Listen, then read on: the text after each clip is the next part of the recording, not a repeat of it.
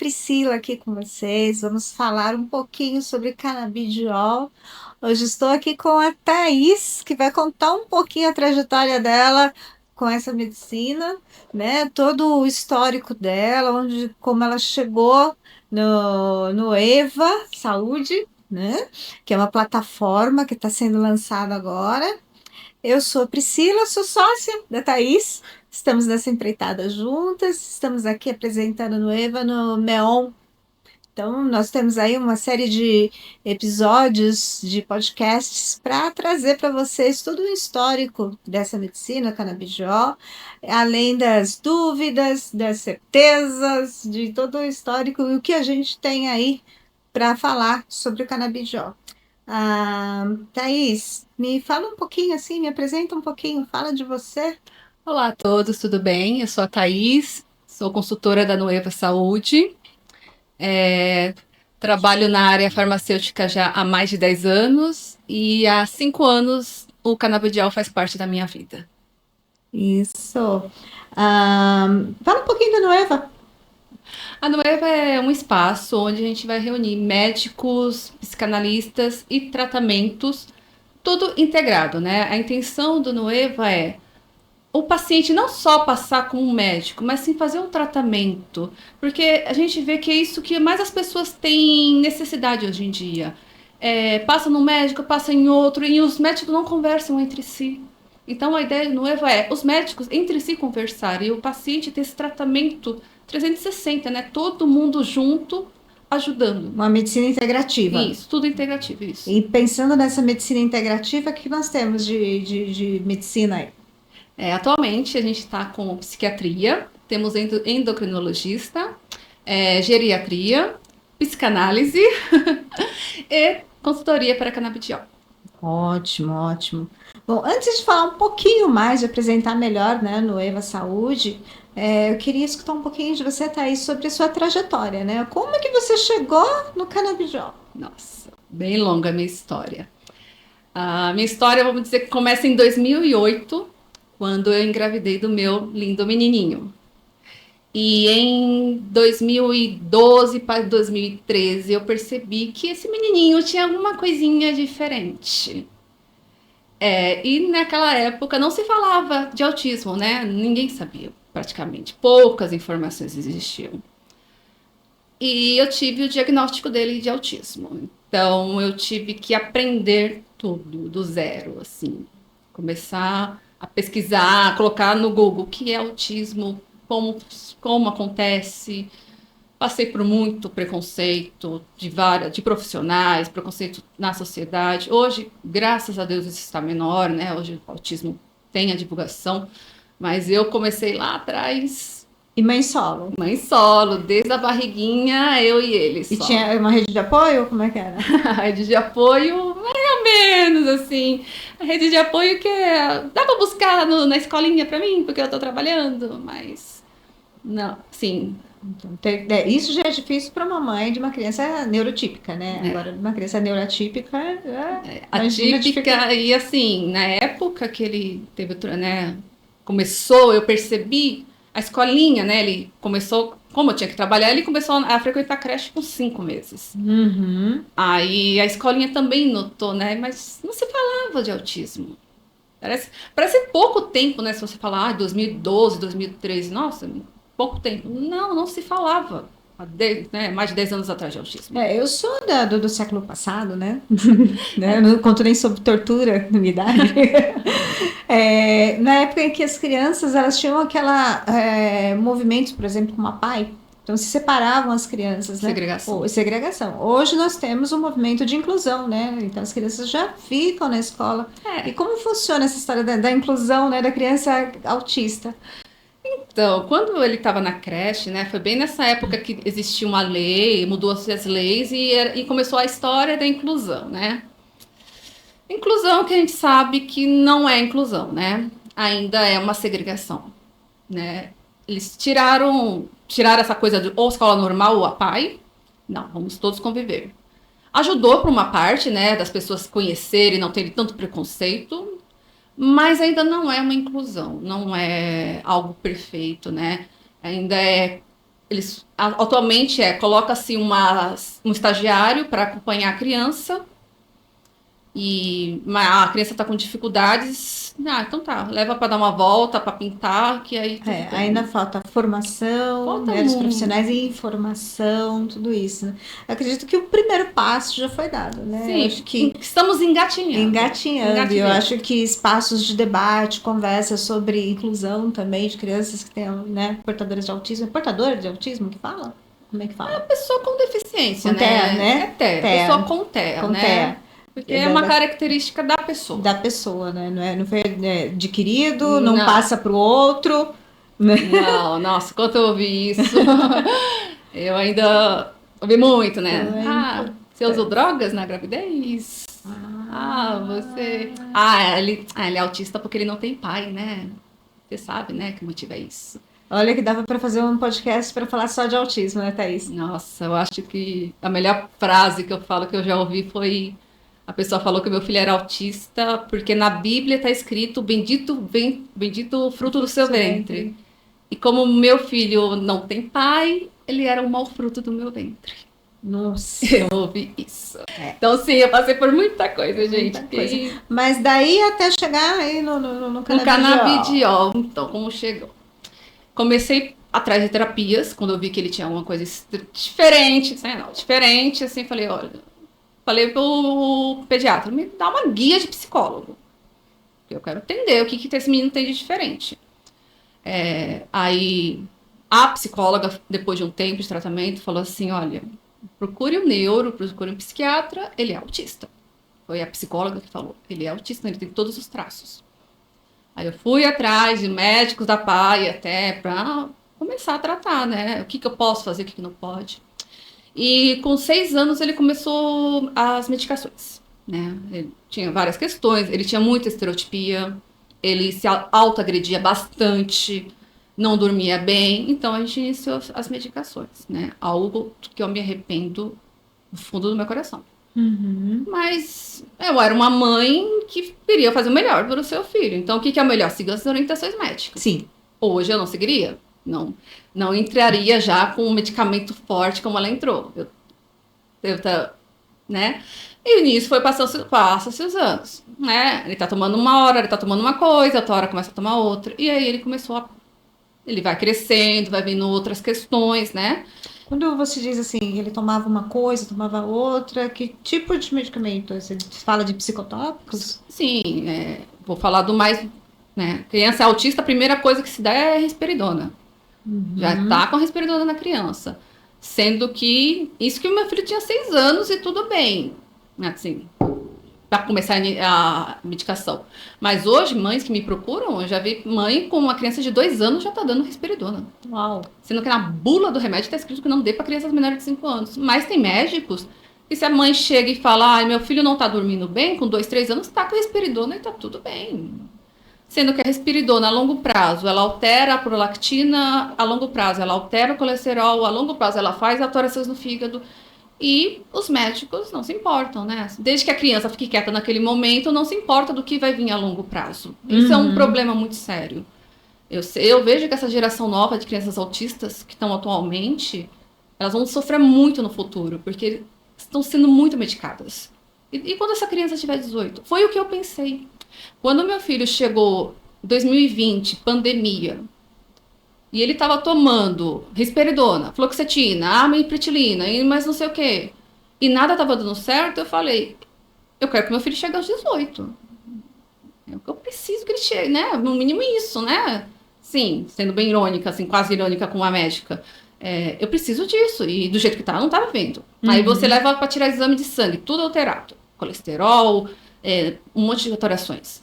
Aí você volta no médico, olha, não tá dando certo a medicação e tá tudo alterado. Aí ele vai colocar mais alguma coisa. Uhum. Ou então ele aumenta. Então a gente 2 miligramas, não, você vai dar 4. Não, você vai dar 6. Aí teve uma hora que eu falei, chega. E ele estava piorando em casa. Muito se fala, né, do espectro autista, do TEA, do suporte nível um, nível 2. Você teve esse diagnóstico do seu filho? Quando o Matheus teve o diagnóstico, não existia. Foi uns 2 anos antes de ter essa mudança de níveis. A gente só falava autismo leve, moderado ou grave, e era tudo F84.1, É o 84.2, Asperger que fala. Asperger, isso, era tudo assim, não existia os níveis. Ele mudou recente essa questão dos níveis, né? Tanto que hoje em dia coloca-se autistas nível 1, mais amplo, né? Mudou bastante. Aliás, eu vejo assim, eu sou psicanalista, né? Então eu vejo muitos relatos de, né, autismo, suporte nível um, assim, crescente. Em Sim, todo lugar agora tem um suporte nível um. Assim, aí não estou é. aqui para contradizer ninguém, mas eu vejo um número muito crescente. Eu também vejo, eu trabalho com médicos, né? A gente vê direto, recebe laudos, né? Sempre tem um autismo nível 1. É que tem realmente, né? Tem muitas pessoas que nunca foram diagnosticadas, mas também tem, assim, é mais conveniente, né? Ah, eu não sei o que você tem. Você é um autista nível 1. É muito mais conveniente escrever isso. E às vezes a pessoa nem é, mas em vez de investigar, Aham. né? Ah, tem autismo Que é nível autismo 1, nível um. toma um remedinho aí e fica quieto. Pois é. E vamos lá. E como é que chegou, né, o canabidiol? Então, eu tava exausta, meu filho tava isolado de mim, cada vez pior as estereotipias. Veio a pandemia, o que piorou muito, né? Nossa, terrível. Imagina para um atípico, né? Que tem essa coisinha séria e de repente fica em casa, trancado, com medo. Verdade, né? Porque eles têm toda aquela a rotina, Quer, que é muito quer, importante, né? quebre-se a rotina, enfia-se uma criança dentro de casa e como ela Nossa. fica. Nossa, meu filho ficou terrível. Acredito que a estereotipia tem aumentado muito. Nossa, ele começou a ter uma estereotipia que a gente não conseguia ficar no mesmo. Ou se eu tava na sala, ele tava no quarto. Se ele tava no quarto, eu tava na. Sabe, sim. A gente não conseguia conviver de sentar do lado um do outro. Ele não conseguia ficar perto de mim. Foi assim, bem dolorido. Aí eu falei, filho não. Antes meu filho sentava comigo pra comer, agora ele não consegue. De tão ansioso que ele ficou, de tanta coisa, ele não ficava mais do meu lado. E ele fazia tratamento, psicóloga, fazia TO, que também tive que parar. Aí juntou também que estamos com um menino de 10 para 11 anos, que óbvio que os hormônios começam a crescer, né? Aí, muito, tudo juntou. Aí eu, indo na médica, a, aumenta. Procurei uma segunda opinião, o médico nem olhou pra cara dele. Aí, olha a terceira opinião, mais medicamentos. E aí eu já sabia da cannabis, né? Já conhecia. E eu comecei a ver coisas de canabidiol, não sei o quê. Eu comecei a estudar, né? Falei, deixa eu entender isso, né? E na época da farmácia de canabidiol vendido em farmácias, foi a época que uma marca, né, colocou no mercado brasileiro. E tinha, então as opções era essa única marca, algumas associações, que eram 2, 3 no máximo, e importados. Mas aí, como é que você descobre a diferença de todos esses, né? Eu falei, e aí, você vai para onde? Aí você começa a entrar num grupo e você começa a perguntar, né? E acaba, no começo, você vê muito ativista, né? Então, cada um vai ser ativista do seu lado. Ah, Uhum. não, tem que fazer isso, não, tem que fazer aquilo. Aí eu, tá bom, vou começar a entender. Aí eu comecei a pesquisar, literalmente, digitar no Google. No canabidiol. Onde tem? Quais são as opções? Ah, tem essa associação, tem esse remédio aqui. Tá, mas por que o importado é tão caro? Ah, por causa disso, disso, disso. Ah, tá bom. Ah, por que a associação é como? Ah, tem que pagar a taxa, compra o óleo, não sei o que. Falei, tá. Aí eu fui pesquisando, pesquisando, pesquisando. Aí eu procurei um quarto psiquiatra Hum. e eu cheguei nele e falei, é o seguinte, doutor, meu filho é isso, isso, isso, ele tomou isso, isso, isso, eu não aguento mais, eu quero viver e que meu filho viva, e eu gostaria de testar canabidiol. Podemos testar? E ele, doutor maravilhoso, falou, vamos testar. Ele vai continuar tomando tais medicamentos, porque não pode tirar de uma hora para outra, mas sim, eu faço a prescrição, você compra o óleo e vamos tomar. E eu comprei de uma associação na época, né? Que ainda era uma associação boa, hoje em dia, infelizmente, já perdeu a qualidade. Mas na época eu falei, vou nessa associação e comprei um pouco caro também na época, né? porque tinha que pagar a taxa de associação, o frete, não sei o quê. Hoje eu faço outra, hoje eu sei como faz a conta, né? Mas na época eu não sabia. E aí eu fui, comecei a dar o óleo e assim, primeiro mês eu já senti uma grande diferença. Primeiro mês? Primeiro mês. E quais foram as principais diferenças? Para começar, ele perdeu 8 quilos de um mês só. Porque, como ele estava comendo muito por causa da impulsividade, ele comia assim, ele comia a ponto de passar mal. Sim, ele tinha essa compulsividade. A gente poderia chamar que é um tipo de estereotipia? Ou não? Não, a Não, compulsão, é uma compulsão alimentar. compulsão alimentar. Isso, ele começou a ter uma compulsão alimentar, que eu nunca vou esquecer quando eu falei isso pra médica, né? Falei, olha, doutora, meu filho ele pega uma garrafa de Coca-Cola de 2 litros e ele toma de uma vez só. E Uau. passa mal. Aí ela falou assim, faz só com o tanque. Aí ele não vai passar com tangue. Ai, gente, é sério, como me mata. Quando as coisas que eu ouvi, eu falo, como é que eu não falei pra pessoa? Tem problema? Você tá entendendo? Que a questão não é se é coca, se é suco. É porque ele está tão ansioso que ele está se fazendo mal. Mas eu ouvi isso. E é um psiquiatra que atende na PAI ainda. Falou, gente, não me conformei. É que assim, quando a gente é mãe nova, né, a gente ouve muita besteira. Hoje não, hoje muito menos. Mas quando a gente é nova, não entende, não sabe, né, se culpa, óbvio, né? Porque imagina, meu filho foi o primeiro autista da família. Assim, entre aspas, né? Que depois de um tempo. Mas peraí, aquele tio lá que tem 60 anos tem muitas coisas. É muita coincidência, né? Mas até o primeiro momento, meu filho foi o primeiro autista da família e hoje é o quarto. É o quarto agora. Abriu a porteira. Daqui a pouco vem mais um, daqui a pouco, pô, aquele lá, então, aquela pessoa lá, nossa, lembra aquelas coisinhas? Também tem, então. Aí... A diferença agora, né, Thaís, que o que você sofreu, nem todos precisam sofrer, né? Não, eu falo sempre, não passem pelo que eu passei, não ouçam o que eu vi, né? Falem, né? Quando você ouvir uma médica falar esse debochar desse jeito, levante-se, não precisa destratar, levante-se, procure uma segunda opção, terceira, quarta, quinta, procure quantas opções você Me chamou precisar. muito a atenção, né, você falar desse psiquiatra, né, que você disse que foi um amor com você, que escutou a sua história e prescreveu o canabidiol, porque eu acredito que nem todos façam essa prescrição, né? Assim, Não, porque a maioria não sabe prescrever, não sabe. E tá tudo bem, não se aprende na faculdade de medicina. é verdade, mesmo porque por ser algo muito novo, Não se né? aprende. Como que será que está sendo tratado isso hoje na formação dos profissionais, Não né? tem, não Não existe. tem ainda. Mas o profissional ele tem que parar um tempo, estudar. Tem Deixa. algumas escolas que ajudam, fazem, né, tem cursos para auxiliar.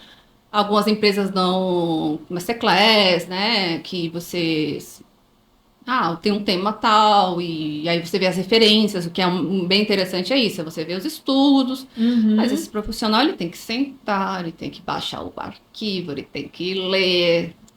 E às Uma vezes formação, né? É uma e às formação. vezes você trabalha e atende paciente, faz plantão, e não vai fazer isso num domingo de descanso, né? Então é mais fácil falar, não, eu vou prescrever o que tem, que eu já sei, Que já é, né, do histórico porque, aqui. porque tem que estudar tanto as referências quanto o que você vai prescrever, né? Então Aham. tem que estudar. Tá, mas voltando lá, então, assim, a diferença que você notou no Matheus, Foi né, além gritante. de alinhar um pouquinho o corpinho, né? Que mais? Ele Comportamento. começou a dormir melhor, ele dormia, ele se batia. Era Uhum. pá, nossa, de quebrar a cama, de tanto que ele pulava durante a noite, um sono extremamente agitado. Então também foi a segunda coisa que eu notei, a melhora do sono, Qualidade de sono. a qualidade do sono, tanto que hoje em dia tranquilo, pra dormir tranquilo, não preciso de nada, é só deita e dorme. Aí ele começou a fazer o tratamento. Eu também E tive. na vida escolar? Então, na vida escolar, na época era a pandemia, né? Então não tinha vida escolar. Eu não tinha vida escolar. Hoje em dia, ele continua nos tratamentos dele. É, Mas se você tivesse que fazer um paralelo, assim, vamos, uma hipótese, né? Se hoje ele estivesse na escola sem o canabidiol, como é que seria? ah, se batendo, né? Bate na cabeça, bate no peito, ansioso. Tá, ele é suporte nível? Ele é de 2, né? Suporte nível 2. Ele seria 2. Eu falo que é 2,5. Então, com o canabidiol, ele, né, não vai se bater, né? Então, Sim, ele não vai ter o nível de escola como uma criança neurotípica. Jamais, jamais. né? Sim, isso é uma coisa que tem que falar muito. Hoje Não nós vai estávamos ser. vindo para cá, né, para gravar o podcast, conversamos um pouquinho e nós falamos, né, Thaís, sobre isso, né? De que às vezes o pai chega com a intenção de que com o canabidiol tem a cura pro autismo. E não é por aí, né? Foi um caso até recente. Uma pessoa entrou em contato, que eu tô dando canabidiol pra minha filha autista nível 3 pra ver se ela fala. E eu, ai caramba, como é que eu vou te explicar, né? A gente vai falando com delicadeza, porque eu entendo o Você desespero já desse, porque esteve, eu já né? esteve. Se alguém falasse pra mim, ó, isso aqui é a cura do autismo, talvez eu correria atrás, entendeu? Porque eu entendo o desespero. Porque a gente quer que nosso filho seja, né, a melhor versão da gente. A gente quer que eles sejam tudo que eles quiserem. Então, dá dó, eu entendo esse desespero. Mas você tem que chegar e falar, não, não vai falar. Tá? Pode ajudar, porque vai tirar a ansiedade. Pode ajudar, porque vai ter umas questões assim, assado. Mas não vai. Você não vai dar uma gotinha e no dia seguinte seu filho vai dar lá. Não, não vai. E, Uhum. infelizmente, hoje em dia, né, a canabidiol é um assunto em alta e de 2, 3 anos para cá ficou muito mais em alta. As pessoas, para tentar vender, né, principalmente quem vende, fica muito nessa coisa de, ai, não, porque é uma planta sagrada e vai curar tudo, que não sei o quê, porque a medicina não sei o quê. E eu falo, calma, não é isso, não vai curar nada. Não é assim. Você tem uma questão, ele vai te ajudar a trabalhar a questão, mas agora curar, não, não vai curar nada. Nada existe cura. Tudo se Uhum. faz um tratamento. Tá tendo um problema? Vamos fazer um tratamento. Ah, eu estou com uma dor de dente. Eu faço um tratamento dentário para tirar curar essa dor. Eu não vou falar para você se está com o dente doendo, toma essa gotinha que vai parar a dor e vai curar e você vai regenerar seu dente. Não. É um tratamento e você vai fazer. E o canabidiol é isso. Você tem que fazer um tratamento a longo prazo, geralmente. Você tem que entender, às vezes vai dar certo, às vezes não vai dar. Ajustar a dose dá trabalho, porque a gente chama ele de curva U invertida. Então, imagina um Uzinho, né? Aí você começa com as gotinhas, aqui tá o problema, aqui tá a gota. Então você vai subindo as gotas até chegar aqui. Você não pode passar, porque se Uhum. você passa, o problema volta tudo. Entendeu? Então, aí o Entendi. que que o médico faz? Os médicos eles falam, olha, vamos começar, tá bom. Vamos começar com 4 gotas, tá bom? 5 gotas, 6 gotas e vamos subir. Aí na hora que a gente observa a melhora, estabiliza, para tudo e fica nessa.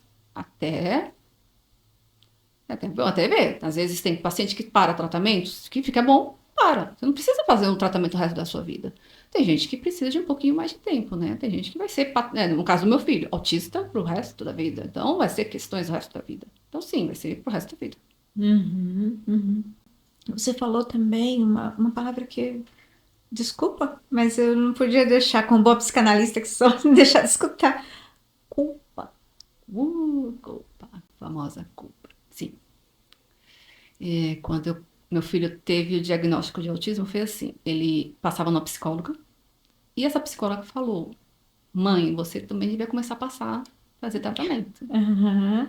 Eu falei: ah, que bom. E na época eu estava trabalhando, tinha convênio. Eu falei: ah, tá bom, tem. Aqui mesmo tem alguma psicóloga? Tem. E a gente começou a passar e elas conversavam entre si, né? Então, a psicóloga do meu filho já tinha se tocado que ele era autista, só que aí a outra começou a trabalhar comigo. Então, né, seu filho, que se tiver uma deficiência, como é que você vai se sentir? E eu me senti muito culpada, muito. Porque, mãe solteira, né? A culpa é minha, óbvio que é. Eu fiz alguma coisa, passei alguma coisa para ele. Aí depois que você vai começando a trabalhar, aí eu lembro que acho que meu filho teve o diagnóstico e o filho do Marcos Mion teve o diagnóstico, acho que uns 6, 7 meses depois.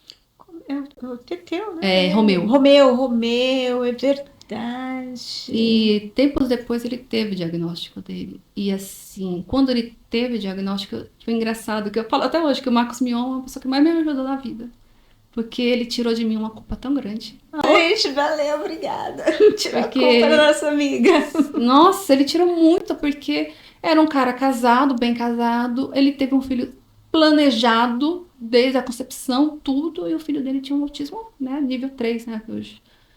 E aquilo, tipo, olha, um casal perfeito tem um filho, né, com deficiência. Talvez a culpa não seja minha, não é só porque meu filho não tem pai, né? Não é porque, eu tive que trabalhar, porque eu não amamentei. Talvez tenha alguma coisinha aí. Nisso a gente vê a importância, né? Que o acompanhamento vai além, né, do psiquiatra, que é com medicação, né? Esse olhar, esse acolhimento dos psis, né?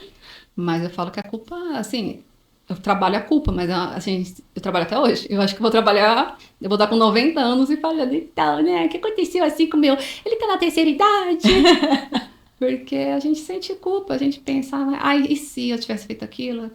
Né, eu, até hoje, meu filho vai fazer 17 anos, eu penso, sei lá, se eu trabalhasse mais, eu teria mais dinheiro, aí eu poderia fazer uns tratamentos diferentes, né? E se? E se, E se, se né? vai, eu acho que não importa o que você fizer, sempre vai ter o e se, É, sim. É, né? esse é bem dolorido. E o bom é saber pensar que o que está sendo feito, É, né? Com essa trajetória sua aí com o Matheus, você criou para ele uma linha melhor, né? Uma qualidade de vida melhor. E a gente pode estender isso para mais pessoas, né? sim, com certeza. Esse e se é bom, É, vamos pensar no esse positivo, não? positivo, É, exatamente. E aí eu volto a falar, né, do quão importante é o acompanhamento, né? E aí, sim. quando nós falamos do Eva Saúde, é justamente porque se pensou, né? A Thaís também é consultora, né, do canabidiol, Uhum. então que não adianta só o canabidiol, Não, se né? não tiver uma terapia, principalmente a terapia, porque aqui, ó, Isso. e conjunto, né? Isso é importante, porque às vezes a criança faz o tratamento, mas papai, mamãe, vovó, quem tá naquele entorno dessa criança precisa também se tratar. Isso, é um acompanhamento, né? É assim, quando a gente fala do noiva, que é uma terapia integrativa, não é só dos médicos, mas é da família. Sim, a família, para qualquer tratamento, é fundamental. Quem vai estar na frente? É a infantaria, tá lá, tomando as porradas para proteger quem tá atrás. Né? É interessante também, falando de família, né? A Thaís, ela também percebeu, né? Ela falou, né, na família dela, aí já pôde abrir um pouquinho o leque, É, foi bem né? isso De mesmo. perceber algumas peculiaridades. Não, eu tinha um parente que tudo, não, teve dificuldades sociais, tinha, né? Aí falavam assim, mas é porque a mãe dele protegia ele. Eu falei, caramba, mas ele tem 60 anos e a mãe ainda tá protegendo? Não, que a pessoa, né, tava protegendo ele porque não sabia. Poxa, meu filho é diferente, o que eu vou fazer? Vou proteger. Principalmente os mais antigos, né? O que que se fazia com a pessoa especial? Tranca em casa, e quem amava cuidava, quem não amava abandonava. Né? Mas Certa vez eu li um livro a respeito do sistema manicomial, né, no Brasil. E grande parte das crianças que estavam lá, a gente podia falar que eram crianças de transtorno autista, né? Até sim, se amarrava, dependendo do caso, amarrava e deixava quieto num canto. eu não sabia, né? Não se Não, sabia lidar. não, a escola não sabia lidar. A escola falava, ó, mãe, ó, seu filho não tem problema, seu filho tem alguma coisa. Aí o que a mãe fazia? Tirava da escola e deixava em casa, pra não Uhum. machucar, pra quem, né, quando a mãe amava, protegia. Né, o caso desse meu parente foi isso, ele foi super protegido, porque não tinha, não E tinha quem criou-se muito falasse. essa mentalidade de que a medicação tinha que vir, que era para acalmar, que era Ah, para deixar quietinho. mas até hoje, né? Né? Então, criou-se essa mentalidade. Então, a Até gente hoje. traz, né, desde aquela época de que precisava sossegar o leãozinho para domar e ele ficar quietinho. Qualquer criança que você vê pulando, brincando, tem TDAH, tá com alguma coisa pra essa criança acalmar. Não, em vez da pessoa falar, não, mas é só uma criança, gente, deixa. É que nem quando ele era pequeno, tinha coisas que ele fazia que era do autismo, beleza. Mas tinha coisas que era porque ele era uma criança. Isso é um ponto muito importante. Eu converso muito com os pais né, dos meus pacientes, principalmente das crianças, de que, né, antes, quando a gente era criança, a gente subia em árvore, pulava, corria. As crianças hoje em dia não têm mais esse espaço, não fazem mais isso. E aí, assim, aquela criança que se rebela, né, que não quer ficar no celular, não quer ficar na televisão e quer se mexer, o pai acha estranho. Tem, leva no psiquiatra, tem Leva no TDAH. psiquiatra, tem TDAH, tem hiperatividade, É, leva no fazer o teste neuropsicológico. Ah, não, uhum, olha, ele tá estranho, tem uma coisa estranha. Ah, né? tá, autismo nível 1 e TDAH. É, E então, taca a medicação, né? muito não é o caso, né? É o caso da gente rever aí, né, esse espaço de familiar, essa conduta familiar, a conduta na escola, tudo isso. É, me lembra uma coisa, quando o meu filho, Uhum. também nessa época de 11 para 12 anos, ele teve a questão, né, da puberdade, um jovem. E uma pessoa, né, um dos terapeutas dele, falou assim, se eu não podia ir quando eu voltasse no psiquiatra, se eu não podia ver uma medicação para retardar isso. Oh. Eu saí né, peguei ele, aí eu sabe que você vai andando, aí a ficha vai caindo. Aí você fala assim, ela insinuou que meu filho fizesse uma castração química. Ela realmente ela insinuou. Em vez dela falar, não, olha, vamos trabalhar, assim, né? Óbvio, gente, criança vai crescer. Quer dizer, então, para tudo, até para os impulsos dele, eu vou ter que colocar algum remedinho. Aí, nossa, eu sei que na semana seguinte eu só mandei a mensagem, não vamos mais. Ai, você tem que vir aqui assinar que você não quer mais a terapia. Eu falei, nem isso eu vou fazer, tá? Não vou. Aí eu não piso mais. Porque foi isso que ela ensinou, uma Uhum. castração química. Aí é fácil, né? Ah, tem hormônio, castra. Ah, tá com isso. Ah, dá calmante, calmante. E a pessoa, como eu falei, daqui a uns anos. Hoje são crianças, adolescentes. E daqui a 10 anos, meu filho com 17, 30 anos, antes 17 não, 27, perto dos 30. O que vai ser essa pessoa? Toda medicada, né? Não sei. Vai chegar, eu acho que talvez a expectativa de vida do brasileiro vai diminuir, né? Porque, e aí? O que esses remédios fazem a longo prazo? Imagina uma pessoa tomando risperidona há 30 anos seguidos. O que isso Uhum. não vai fazer no organismo dela? Ah, não, mas Uhum. continua enfiando o remédio, né? Apesar que a expectativa de vida dos autistas já é bem diminuída, né? Tá bem baixa. Mas aí, então, vamos lá. Você chegou ali no canabidiol, percebeu que isso estava fazendo um efeito Sim. muito positivo para o Matheus, mas e aí? Aí a gente vai primeiro ver o tratamento, né? Que é caro. Que é caro. Hoje em dia não tanto, mas na Ali é. nossa. Aham. Aí você vai entender, poxa, tá, é caro. O que eu posso fazer para ter a solução? Aí fui testar o medicamento de farmácia. Na época eu fiz um processo judicial, que hoje é muito difícil de se ter. Uhum. Chama-se judicialização, né? De que é obrigar o convênio a comprar o remédio, né?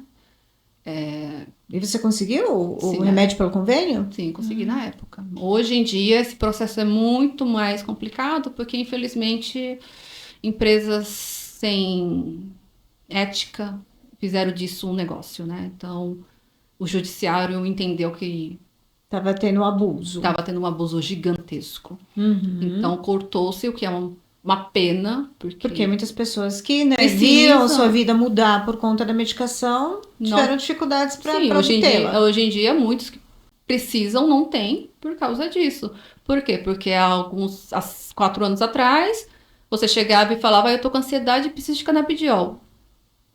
Era assim. A pessoa nem Uhum. fazia tratamento. A pessoa passava com o médico já fazia um laudo, tudo, para a empresa Ah, inteira. então houve uma época em que era muito mais fácil Nossa, uma receita era. de canabidiol. Era. Você passava com um médico que era prescritor.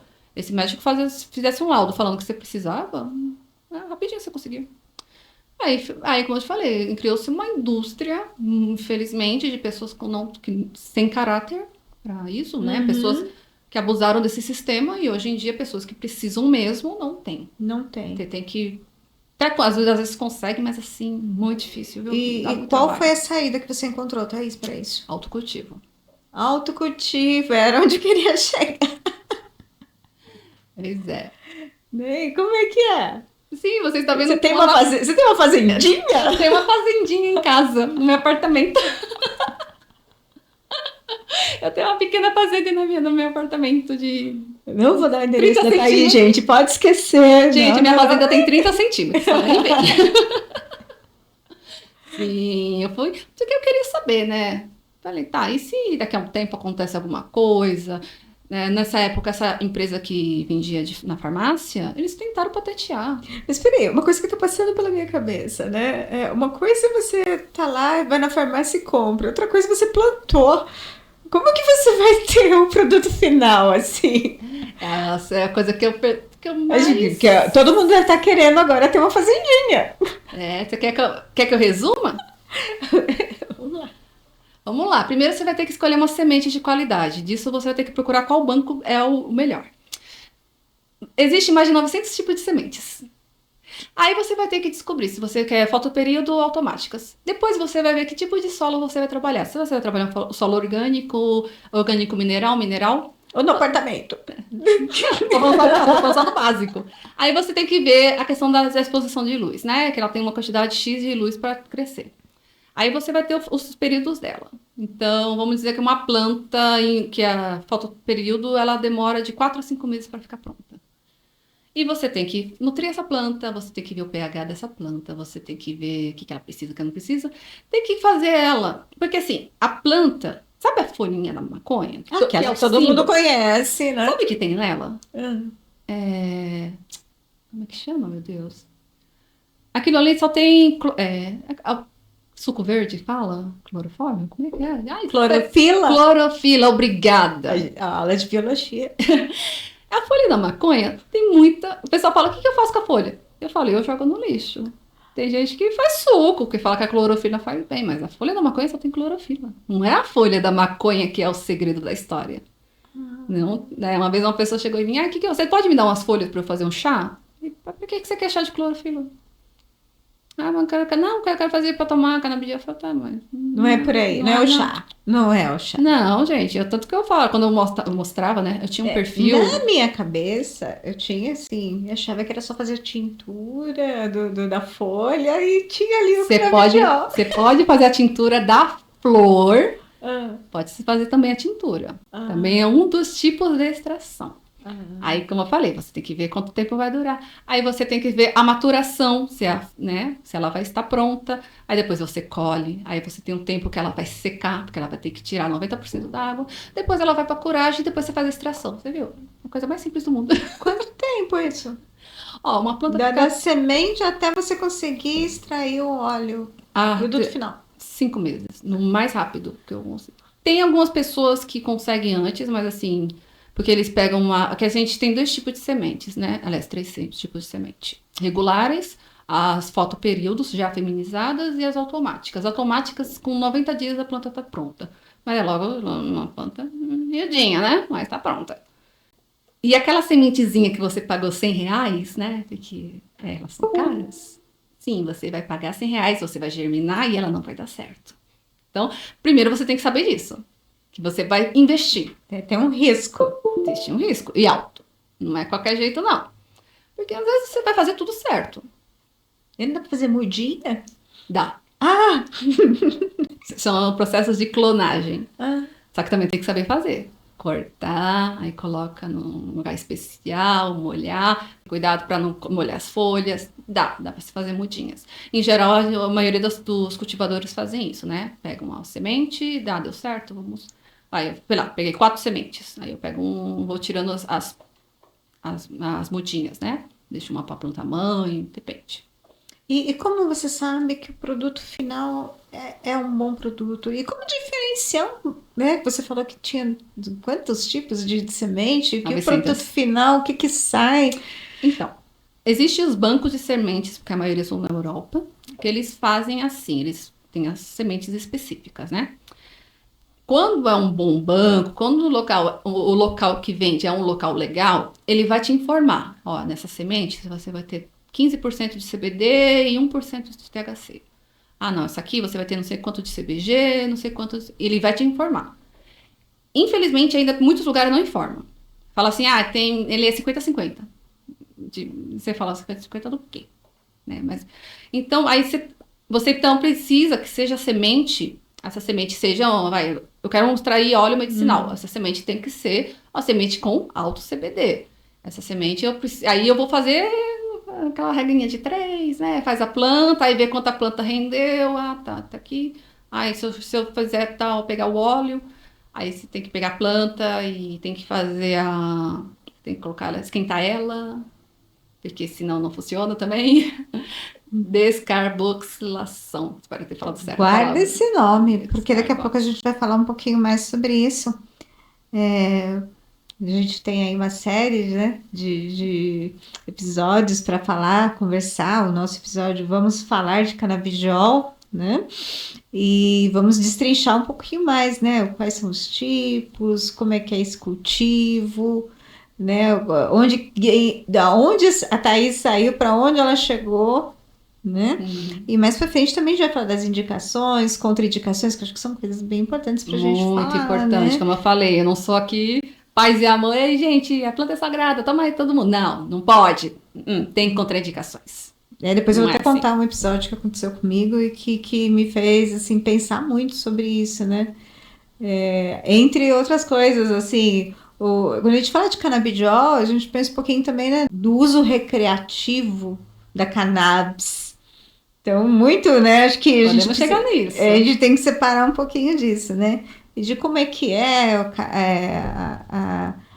o canabidiol no Brasil, fora do Brasil, como é que funciona essa indústria. Então, acho que a gente tem muita coisa para falar, né? Então, daqui a pouquinho a gente volta aí com o próximo episódio.